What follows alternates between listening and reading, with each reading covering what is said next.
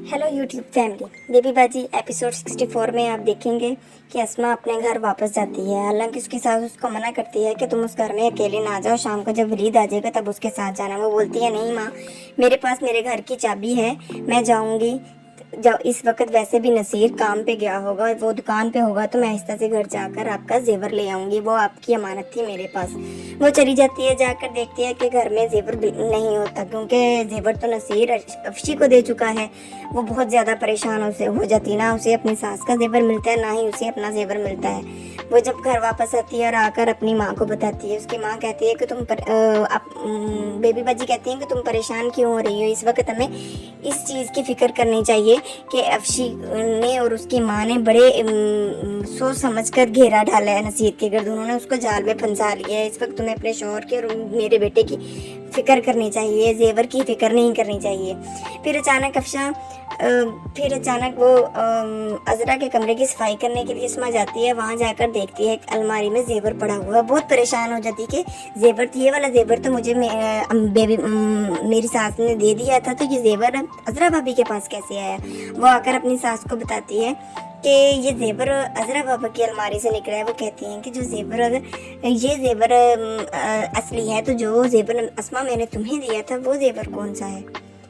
इस पर वो बहुत ज़्यादा परेशान हो जाती है। तभी वहाँ पर जमाल आ जाता है और आकर बताता है कि ये जेवर वो है जो नकली है, क्योंकि एक दिन घर पर एक आदमी आया था जिसे इन्होंने बताया कि वो लकड़ी का काम करने के लिए आया है, लेकिन अजरा ने उसे आपकी अलमारी का ताला खुलवाने के लिए बुलवाया था।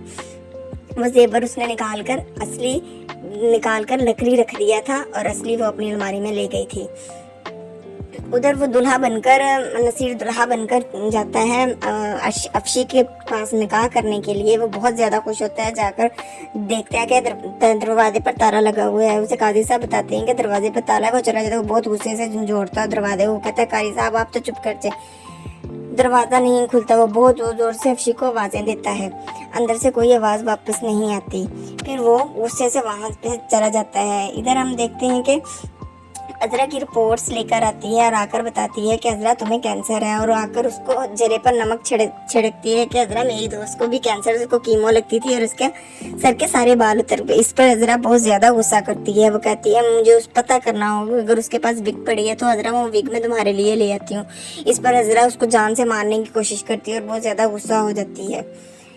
हमने देखना ये है कि क्या इस सब के बाद भी अजरा को एहसास होता है या नहीं होता, क्योंकि अभी तक तो अजरा को बिल्कुल भी एहसास नहीं हुआ। हालांकि उसके ऊपर इतनी बड़ी मुसीबत आन पड़ी है, लेकिन वो इस बात को मानने के लिए तैयार ही नहीं है कि उसको कैंसर है। वो कहती है मैं तो दूसरों को कैंसर करवाती हूँ, कैंसर मुझे कैसे हो सकता है।